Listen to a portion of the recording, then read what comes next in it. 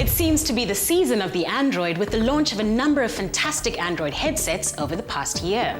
We've talked about the Samsung Galaxy S4 and the HTC One. Now, it's time for the Sony Xperia Z.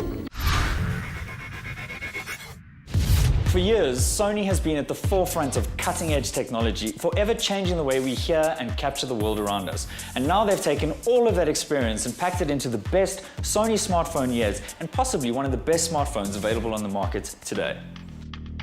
First impressions of this device is that it is a solid premium offering from the manufacturer. Both the front and the back are glass, while the edges of the handsets are wrapped in aluminium.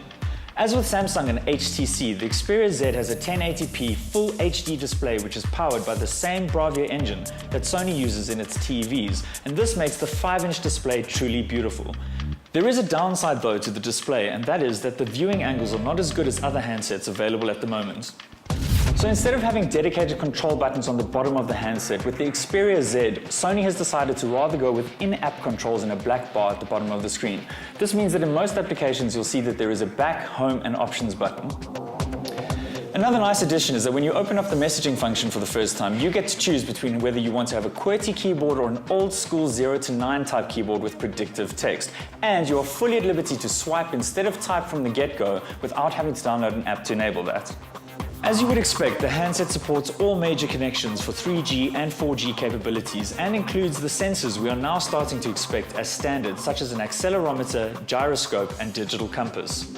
Powered by Android 4.1 Jelly Bean, the Xperia Z has a quad-core 1.5 GHz processor backed with 2 gigs of RAM and 16 gigs of storage that can be expanded by adding a micro SD card into the slot. This handset is packed with power. Now, being Sony, you would expect that there would be some thrilling tech under the hood when it comes to the camera, and they have not disappointed. The primary camera offers 13 megapixels and the secondary camera, which is on the front, offers 2 megapixels. The on-screen controls are great and the autofocus is quick and spot on. The camera is a great performer in low light and the pictures it captures are fantastic.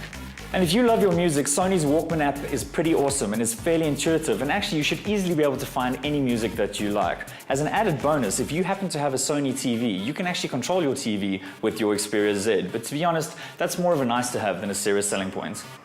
In my opinion, the Xperia Z is definitely Sony's best smartphone to date, and I'm of the opinion that you're either an Android person or you're not, because the operating system does take some getting used to. The version that's on here is pretty uncluttered and it's very easy to use. There are some custom apps which are great. Of course, if music and pictures are your thing, then this phone is definitely for you.